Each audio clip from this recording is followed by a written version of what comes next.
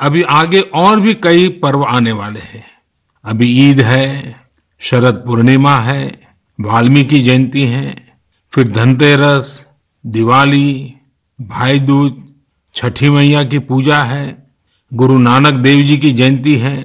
Corona के संकट काल में हमें संयम से ही काम लेना है, मर्यादा में ही रहना है।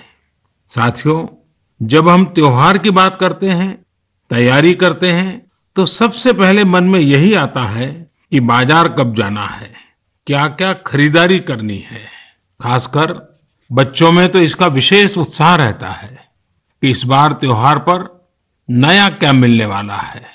त्योहारों की ये उमंग और बाजार की चमक एक दूसरे से जुड़ी हुई है। लेकिन इस बार जब आप खरीदारी करने जाएं, तो वोकल फॉर लोकल का अपना संकल्प अवश्य याद रखें।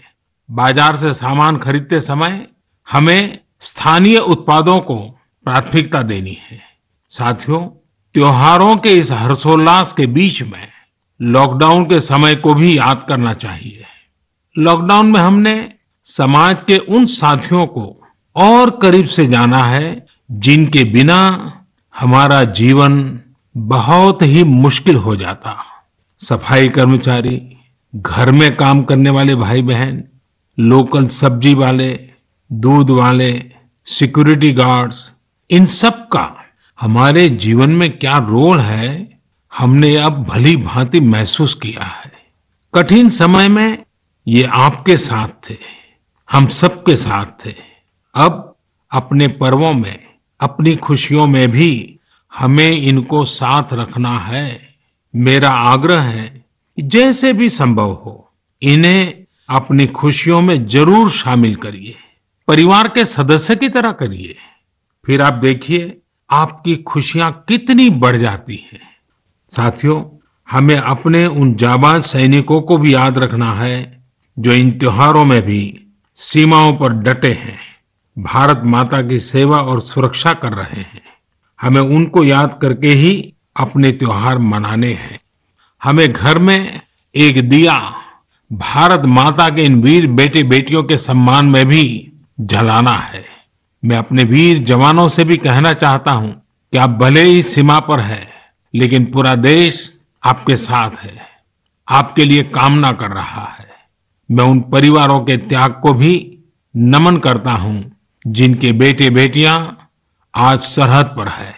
हर वो व्यक्ति जो देश से जुड़ी किसी न किसी जिम्मेदारी की वजह से अपने घर पर नहीं है, अपने परिवार से दूर है, मैं हृदय से उसका आभार प्रकट करता हूं।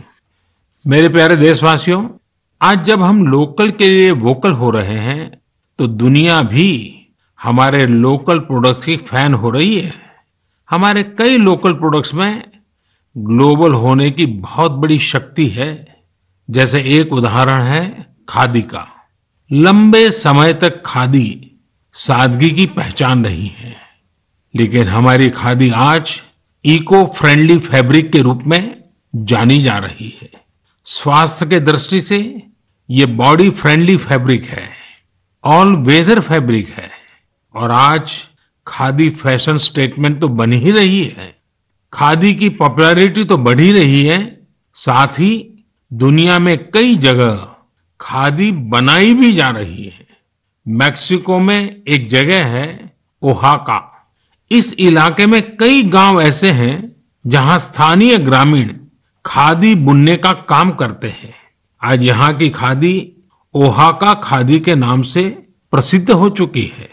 ओहाका में खादी कैसे पहुंची, ये भी कम इंटरेस्टिंग नहीं है। दरअसल मैक्सिको के एक युवा मार्क ब्राउन ने एक बार महात्मा गांधी पर एक फिल्म देखी। ब्राउन ये फिल्म देखकर बापू से इतना प्रभावित हुए कि वो भारत में बापू के आश्रम आए और बापू के बारे में और गहराई से जाना समझा। तब ब्राउन को एहसास हुआ कि खादी केवल एक कपड़ा ही नहीं है, बल्कि ये तो एक पूरी जीवन पद्धति है। इससे किस तरह से ग्रामीण अर्थव्यवस्था और आत्मनिर्भरता का दर्शन जुड़ा है, ब्राउन इससे बहुत प्रभावित हुए। यहीं से ब्राउन ने ठाना कि वो मैक्सिको में जाकर खादी का काम शुरू करेंगे। उन्होंने मेक्सिको के ओहाका में ग्रामीणों को खादी का काम सिखाया, उन्हें प्रशिक्षित किया और आज ओहाका खादी एक ब्रांड बन गया है। इस प्रोजेक्ट की वेबसाइट पर लिखा है the symbol of Dharma in motion. इस वेबसाइट में मार्क ब्राउन का बहुत ही दिलचस्प इंटरव्यू भी मिलेगा। वे बताते हैं कि शुरू में लोग खादी को लेकर संदेह में थे, परंतु आखिरकार इसमें लोगों की दिलचस्पी बढ़ी और इसका बाजार तैयार हो गया। ये कहते हैं ये राम राज्य से जुड़ी बातें हैं। जब आप लोगों की जरूरतों को पूरा करते हैं तो फिर लोग भी आपसे जुड़ने चले आते हैं। साथियों, दिल्ली के कनॉट प्लेस के खादी स्टोर में इस बार गांधी जयंती पर एक ही दिन में 1 करोड़ रुपए से ज्यादा की खरीदारी हुई। इसी तरह कोरोना के इस समय में खादी के मास्क भी बहुत पॉपुलर हो रहे हैं। देश भर में कई जगह सेल्फ हेल्प ग्रुप्स और दूसरी संस्थाएं खादी के मास्क बना रहे हैं। यूपी में बाराबंकी में एक महिला है सुमन देवी जी। सुमन जी ने सेल्फ हेल्प ग्रुप की अपनी साथी महिलाओं के साथ मिलकर खादी मास्क बनाना शुरू किया। धीरे धीरे उनके साथ अन्य महिलाएं भी जुड़ती चली गई। अब वे सभी मिलकर हजारों खादी मास्क बना रही हैं। हमारे लोकल प्रोडक्ट्स की खूबी है कि उनके साथ अक्सर एक पूरा दर्शन जुड़ा होता है।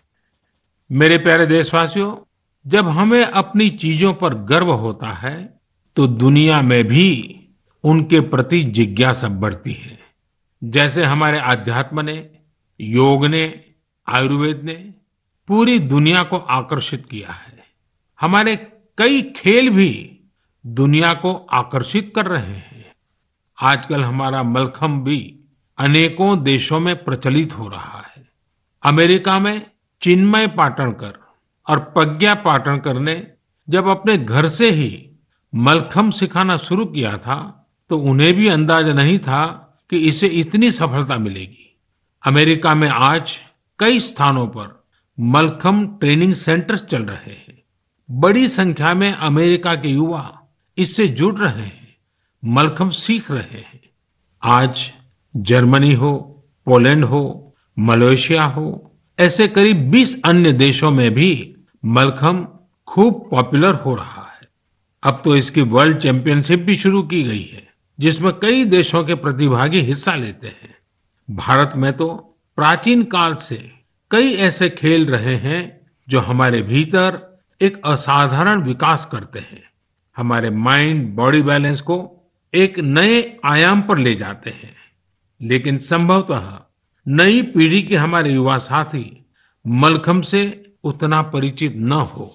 आप इसे इंटरनेट पर जरूर सर्च करिए और देखिए। साथियों, हमारे देश में कितनी ही मार्शल आर्ट्स है।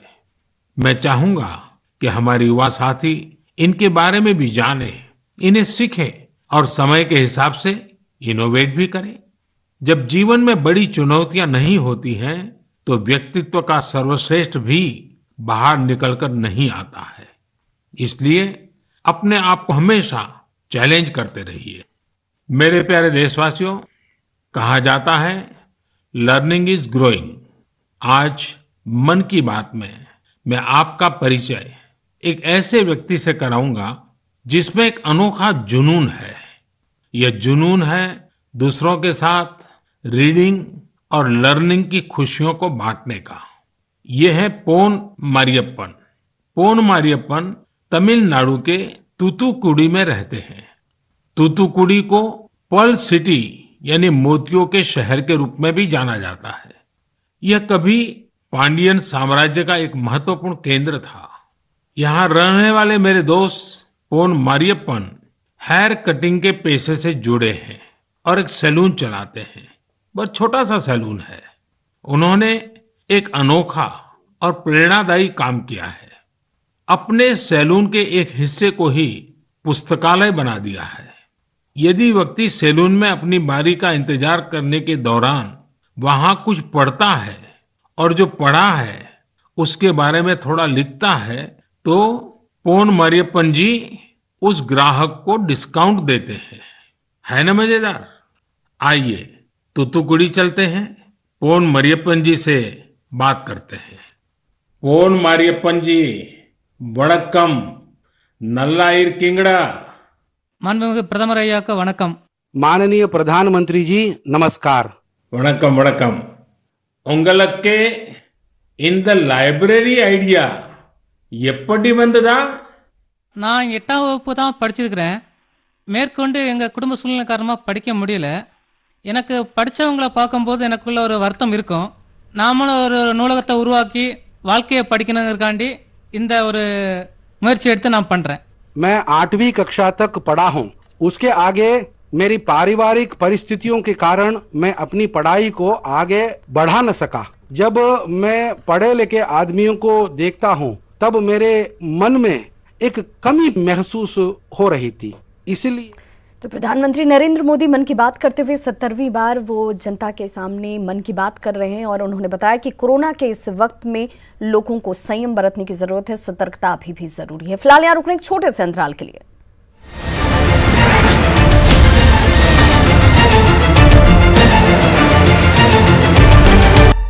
बीजेपी सांसद मनोज तिवारी ने प्रदेशवासियों को विजयादशमी की शुभकामनाएं दी. उन्होंने मां दुर्गा के 3 गीत गाकर बिहार में एनडीए की जीत का भी यहां कामना करते हुए नजर आए. साथ ही दावा किया कि बीजेपी और नीतीश कुमार जो भी बोलते हैं उसे जरूर पूरा करते हैं. मनोज तिवारी से बात की बिहार ब्यूरो चीफ दिवाकर तिवारी ने. बीजेपी के वरिष्ठ नेता और भोजपुरी फिल्मों के सुपरस्टार मनोज तिवारी हमारे साथ हैं. मनोज जी, आज नवमी और दशहरे का मौका है.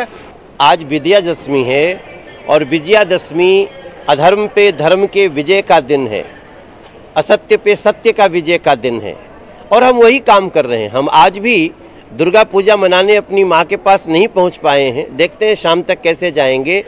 लेकिन बिहार में धर्म और अधर्म की ही लड़ाई है. एक तरफ वो लोग हैं जो अपराध में बिहार को डुबाना चाहते हैं. इस चुनाव में भी हत्याएं हो गई. ऐसी ऐसी पार्टियां जिनका नारा ही रहा है अपराध करो, हत्या करो, मारो, काटो, ऐसे लोगों के साथ और सुशांत सिंह के हत्यारों के साथ जो लोग खड़े हैं वो लोग बिहार में वोट मांग रहे हैं. तो मैं तो बस यही, बिना किसी का नाम लिए हम हर घर जा रहे हैं, हर गांव जा रहे हैं, हर कस्बे जा रहे हैं और आज दुर्गा पूजा पे सबको शुभकामना देते हुए सबको कहेंगे धर्म पे धर्म की कैसे विजय हो. इसके लिए हम धर्म मतलब हिंदू मुसलमान नहीं करें, धर्म मतलब मेरा कर्तव्य, माई ड्यूटी, वो कैसे जीते, बिहार कैसे जीते. आइए सब मिलके इसका प्रयास करें. माँ की आराधना करेंगे. माँ की आराधना करते हुए आप गीतों के जरिए क्या कुछ चाहेंगे बिहार की जनता के लिए? नहीं, मैं माँ की आराधना कर रहा हूँ कि नवरात्र में आइल चुनाव, माई तोहरा से बाहत जोरिया हो राम, अपने बिहार के रक्षा करा, आगे बढ़े बिहार रखवरिया हो माँ, अपने बिहार के रक्षा करा. हर हाथ को काम और 19 लाख रोजगार, कोरोना संकट में सबको वैक्सीनेशन, और ये करके हम देंगे क्योंकि बीजेपी और नीतीश जी जो कहते हैं वो करते हैं. तो मनोज तिवारी का कहना है कि बीजेपी जो कहती है और नीतीश कुमार जो कहते हैं वो करते हैं. कैमरामैन अजय दुबे के साथ दिवाकर तिवारी, न्यूज़ 18 पटना. और यहाँ रुकने एक और छोटे से अंतराल के लिए.